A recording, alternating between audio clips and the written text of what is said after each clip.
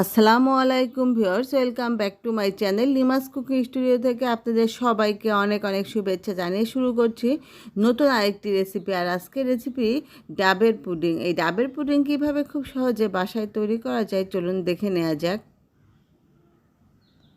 এখানে আমি এই ধরনের কচি ডাব নিয়েছি দুইটা। আপনারা একটু শাঁসওয়ালা ডাব নেবেন, তাহলে তার মধ্যে দেখা যাচ্ছে ডাবটা যখন কাটবেন, কেটে পানি বের করবেন, তার ভিতরে শাঁস থাকবে। তো আমার এখানে দুইটা ডাবের পানি 4 কাপ পরিমাণ হয়েছে। আমি এখন দিয়ে দিলাম, আর দিয়ে দিচ্ছি হাফ কাপ পরিমাণ চিনি, আর দিয়ে দিচ্ছি 1.5 চা চামচ আগার আগার পাউডার।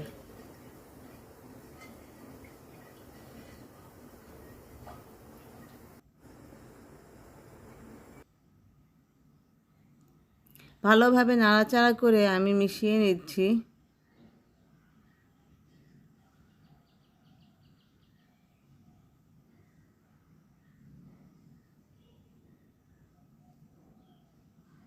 কয়েকটা বলক আসলেই চুলাটা অফ করে তারপরে মোল্ডে এটা ঢেলে নিলেই আপনার পুডিংটা হয়ে যাবে।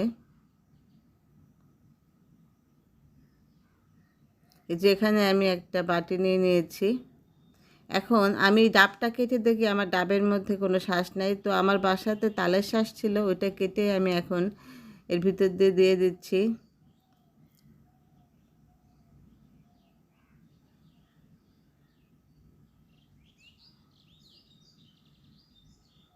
আপনারা যখন ডাব কিনবেন তখন ডাবওয়ালাকে বলবেন যে শাঁসওয়ালা ডাব দেন।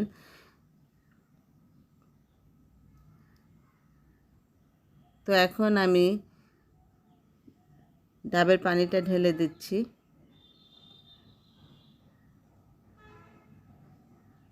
এটা ঠান্ডা হবার পরে আমি ফ্রিজে নর্মাল পোর্শনে রেখে দেব 1 ঘন্টার জন্য।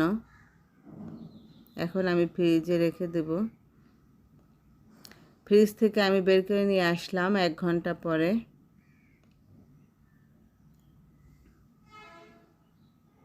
এখন আমি এই ডাবের পুডিংটা মোল্ড আউট করে দেখাবো।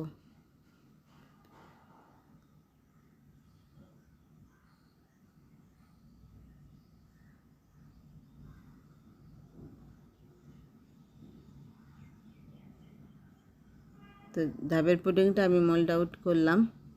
আপনারা দেখে বুঝতে পারছেন কতটা সুন্দর হয়েছে।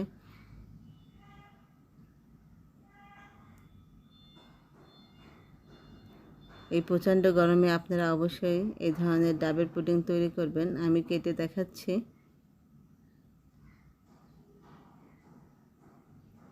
আমি কাছ থেকে দেখাচ্ছি। আমি যেভাবে আজকে ডাবের পুডিং তৈরি করলাম, আপনাদের যদি ভালো লেগে থাকে তাহলে আপনারা অবশ্যই এটা ট্রাই করবেন, আর আমার চ্যানেলটি সাবস্ক্রাইব করবেন। আবারও নতুন কোনো রেসিপি নিয়ে আপনাদের মাঝে হাজির হয়ে যাব। আজ এ পর্যন্তই। আল্লাহ হাফেজ।